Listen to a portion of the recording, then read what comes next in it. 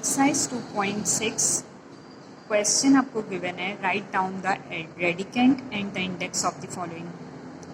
Part 1 to part 5 आपको index and radicand बताना है। पार्ट 1 आपको गिवन है 4 एंड रूट 35 गिवन है, तो जस्ट आपने यहाँ पर ये लिख देना है कि इंडेक्स आपको गिवन है 4 एंड रेडिकेंट में आपको वैल्यू गिवन है 35। सेकंड पार्ट में आपसे कहा गया है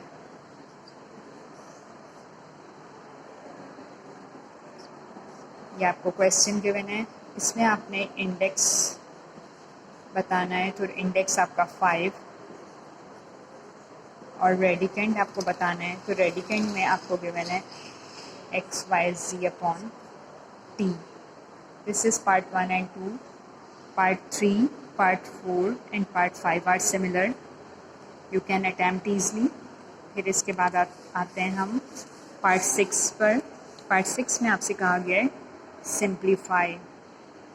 सिंप्लीफाई करना है आपको, और ये आपको क्वेश्चन गिवन है। सिंप्लीफाई करने के लिए आप 27 का LCM फाइंड आउट कर लीजिए। जब आप 27 का LCM ले लेंगे तो आपके पास आ जाएगा 3 फैक्टर्स बन गए, 27 के फैक्टर्स बन गए, 3 इंडेक्स है और यहाँ 27 के फैक्टर्स आ गए आपके पास। तो स्टूडेंट्स आपको नज़र आ रहा है first time, second time, third time आप इसको एक्सपोनेंट फॉर्म में इस तरह लिख सकते हैं। एंड देन इंडेक्स आपको है 3 गिवन, तो ये आप लिख देंगे 1/3।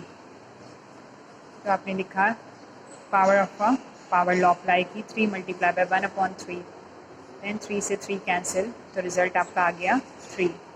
This is the simplification of the question 6। Question 7, question 8 similar है, क्वेश्चन 9 भी इसी टाइप का है। Question 7, question 8 and question 9 are similar. Attempt कीजिएगा। क्वेश्चन 10 हम डिस्कस कर लेते हैं अभी। क्वेश्चन 10 में आपको यहाँ पर नंबर्स नहीं गिवन, बल्कि आपको यहाँ पे वेरिएबल्स गिवन है।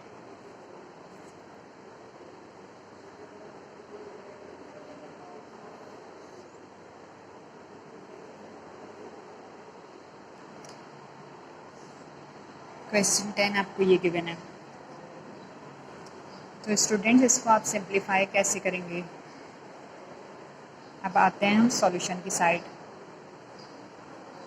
MN आपको गिवन है और इंडेक्स गिवन है P, तो आप लिख दोगे 1/P, और होल पर आपको यहाँ पर P लिखा हुआ नज़र आ रहा है, आप लिख दोगे P।